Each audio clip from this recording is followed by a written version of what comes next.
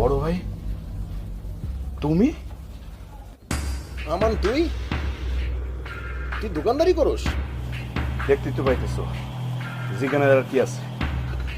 তা কবে এসে তুমি? সপ্তাহখানেক হবে।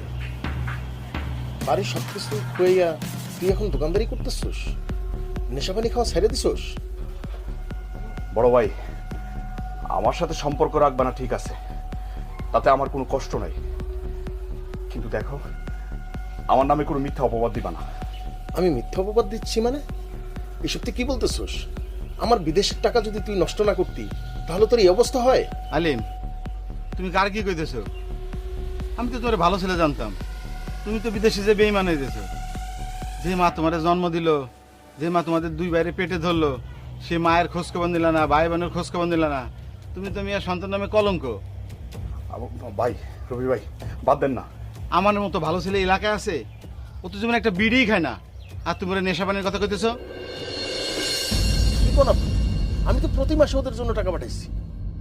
বড় ভাই, তুমি টাকা দাও কিনা সে খবর আমরা কেমনে জানবো?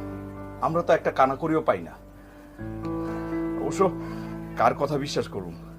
তুমি আমার মায়ের পেটের ভাই, আমি ফোন দিলে তুমি ফোনটা রিসিভ করো না। এখন না হয় তোমার টাকা আছে, তাই বলে বড় ভাই একবারও মায়ের খবর নিবা না, বোনের খবর নিবা না? আমরা কেমন আছি সেটাকে তুমি একবারও জানতে চাইবা না? ঠিক আছে, আমার না হয় খবর না নিলা, বোনের খবর না নিলাম, মার খবর তো নিতে পারতাম।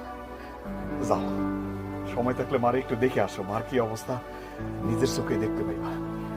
মা কেমন আছে রে?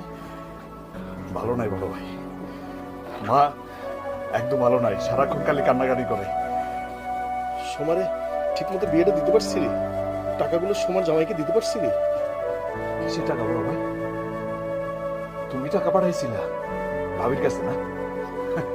আরে যে ভাবি আমার ফর্ম ফিল আপে টাকা দেয় নাই, যার লেগে আমার পড়ালেখাটা বন্ধ হয়ে গেছে, সেই ভাবি দিব আমার বোনের বিয়ের টাকা না?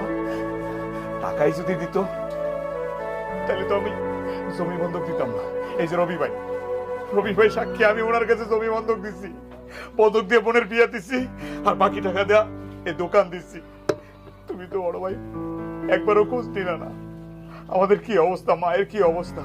বড় ভাই, তোমার এখন অনেক টাকা হয়ে গেছে না, বড় লোক হয়ে গেছে তুমি, সেই জন্য তো তুমি আমাদের কোনো খোঁজ খবর নাও না।